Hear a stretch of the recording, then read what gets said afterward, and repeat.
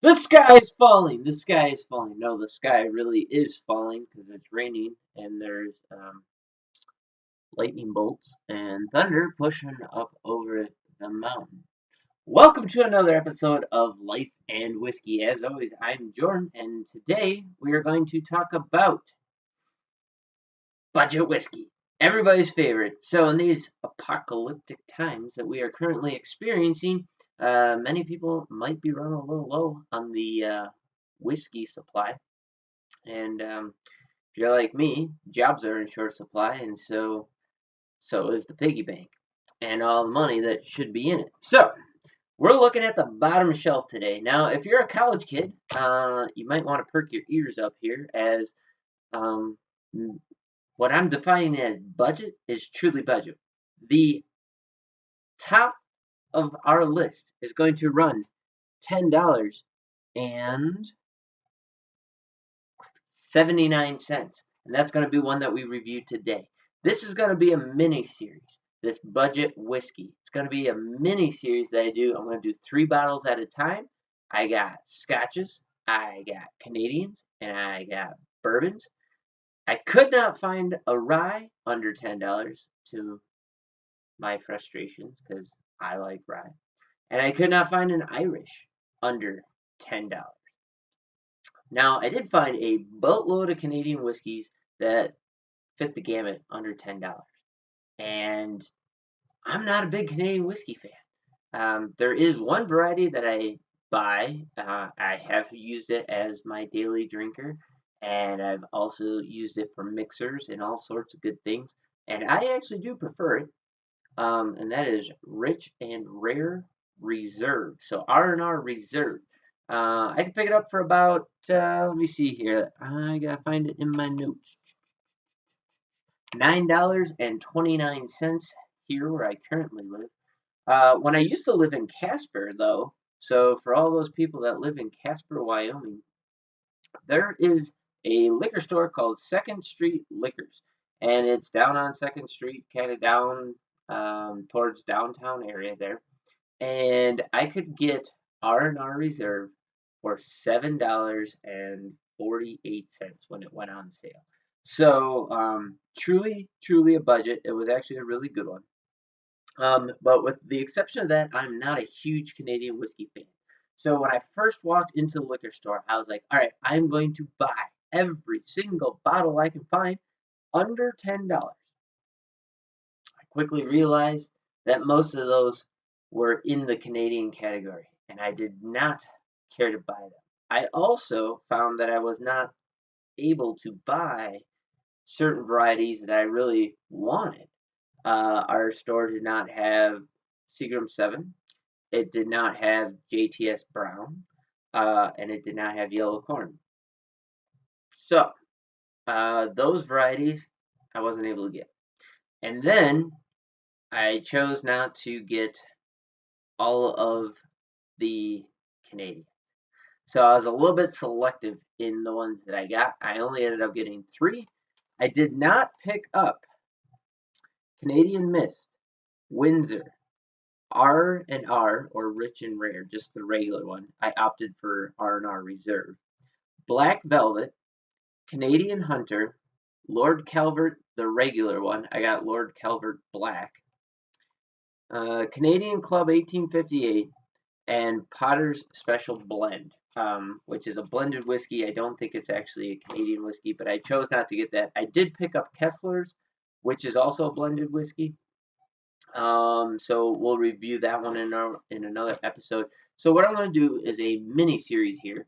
I'm going to do just whiskey reviews, no talking about life really, or maybe just a little bit of fodder along the way.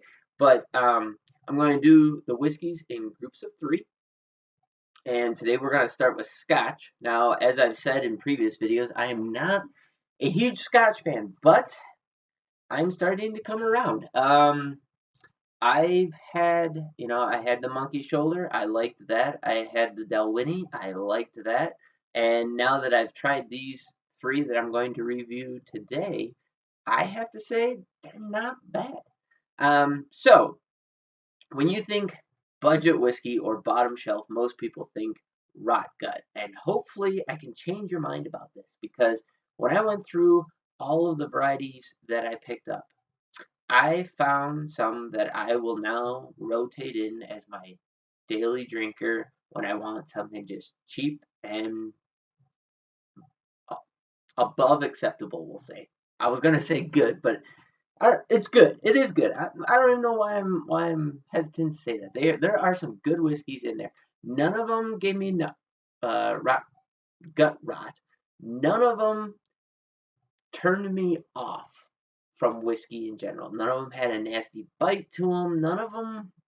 There was nothing wrong with any of the whiskeys that I picked up, to my surprise, and hopefully to your surprise as well. So as we review these, we'll talk about that a little bit more. One thing you will find is almost all of them are 80 proof. There is one exception. I did find a bourbon that I picked up for $9.79, and that was a 90 proof whiskey. And that was Ezra Brooks. Ezra Brooks 90. So we'll talk about that one a little bit later in another episode. Today we're going to talk about Scotch. And the 3 Scotches that I picked up is Lauder's Scotch. Yellow label. I picked it up for $6.89. Number 2, we got Clan MacGregor. Okay. Picked that up for $8.89. The final one is Scoresby. Now, Scoresby is one of the 2 bottles that I picked up that were actually more than $10. Scoresby was $10.79. The other bottle I got was Evan Williams Black Label, which I picked up for $10. Oh, where the heck is it?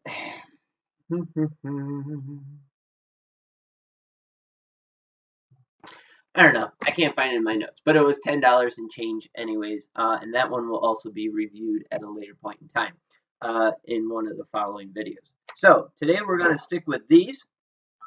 To my surprise, they were all pretty darn good as far as scotches go. They're all easy drinking scotches. Now, normally when I do these, I said with these reviews, I'm going to talk about the different distilleries and all that stuff. Well, because of the number of varieties here, I'm not really going to talk about that much. I'm strictly going to try and keep these videos fairly short, and we're going to do just nose, taste, and finish. And we'll go through those and any other things that pop into my head along the way, talk about that.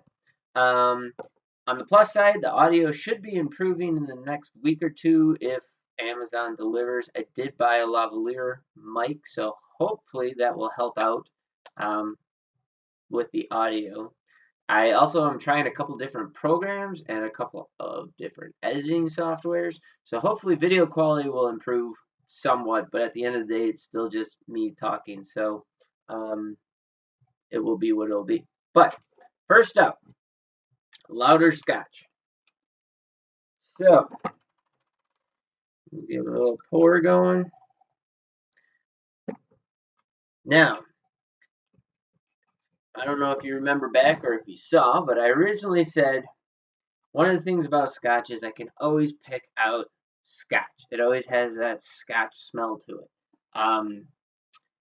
And I have to say, with these ones being at 80 proof, that smell is toned down a fair bit. It's still in there, but it's at the back end of the nose profile. So this one coming off, it's just kind of light and sweet.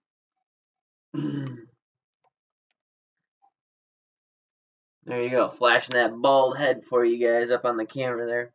I get a lot of vanilla in there, a little butterscotch kind of. I get that scotchy smell on the back end, but it's not as flagrant as it normally is.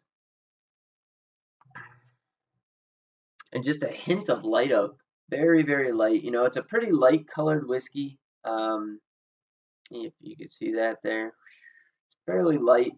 It's only 80 proof, but It smells really good. So that scotchiness that I smell kind of adds to it more than takes away from it for me.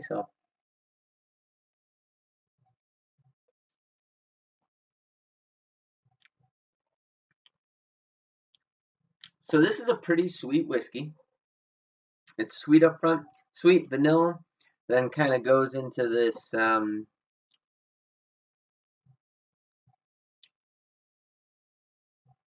don't really know what to call that. I would say it goes, it's this sweet vanilla that moves into this light alcohol kind of a flavor, and then ends with that Scotch wood flavor, that Scotch oak flavor in there.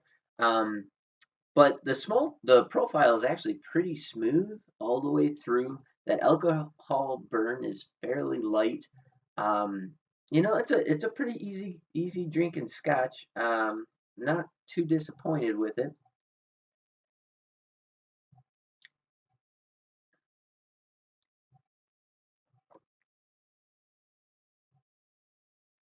I'd say, you know, on that finish, then it moves more into that oak and then the alcohol burn in there. The alcohol kind of finishes through. Now, I will say, out of all the scotches we're going to do today, that's probably my least favorite. This Lauder's, and it's also the cheapest one, right? So $6.89. Um, what are you gonna expect? I have to say it's that one's not my favorite. But there is a sweet note. It's kind of a two note, maybe three notes sweet with alcohol burn, um, a little bit of oak in there. Um, not, eh, we can do better. Anyways, moving on. Next one, Clan MacGregor. All right. Now, I was quite surprised by Clan MacGregor. I like it quite a bit. It might be my favorite out of the three. Although the Scoresby, nah, I'm gonna take that back. I think the Scoresby's gonna win. But Clan MacGregor here has that musty Scotch smell, a little bit of dust, corn dust in there.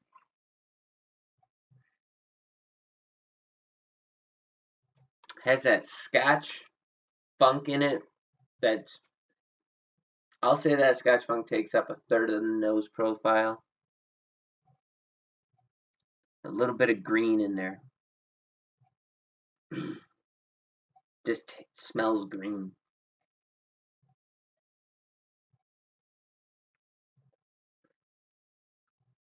Now, okay, so the reason why I like this is it goes sweet and then runs in, but it's sweet and kind of watery, but it's a little bit more rounded. It doesn't have that sharpness, that little bite that the Louders had.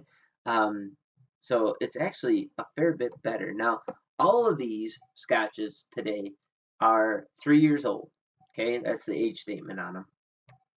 And yeah, get back into this profile.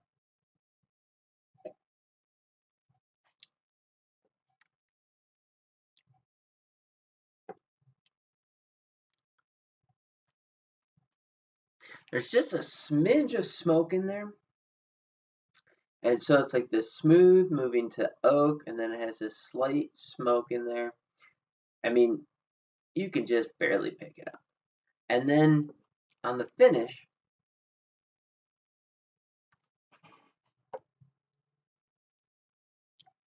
the finish is not so impressive. So the finish is kind of a watery, thin finish with a little bit of oak in there.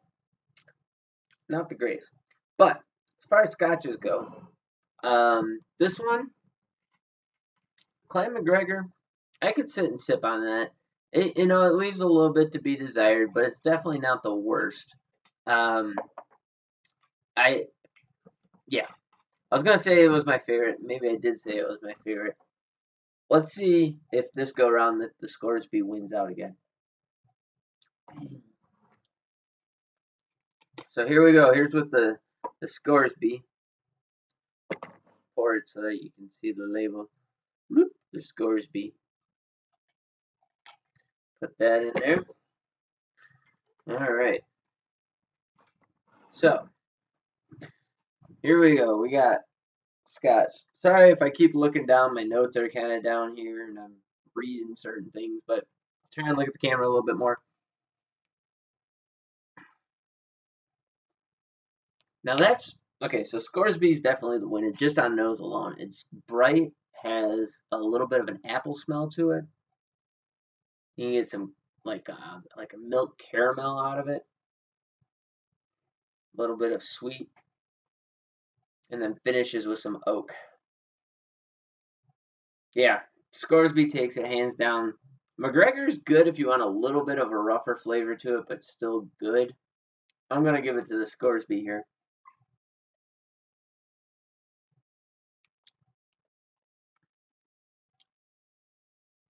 Okay, so it's this sweet, light roundness, a little bit oily. Going into the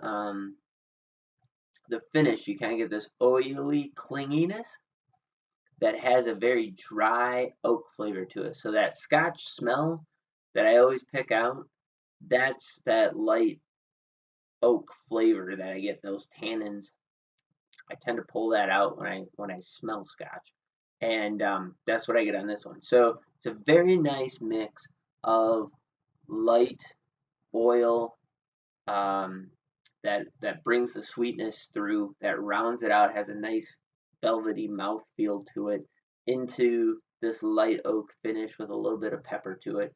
Not bad at all. So there you go.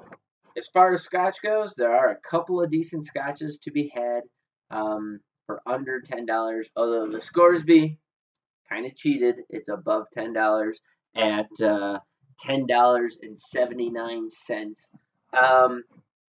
The Clan MacGregor, $8.89, and then the Lauder Scotch we got for $6.89, which is the second cheapest whiskey that I was able to find. So if you're a Scotch person, if you like the fancier Scotches, you might want to avoid all this.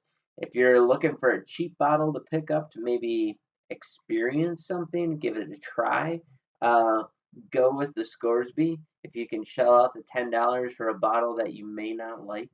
Um, Now I'm gonna do, like I said, I'm gonna do some mixed drinks in this video series. I'm gonna do some other things.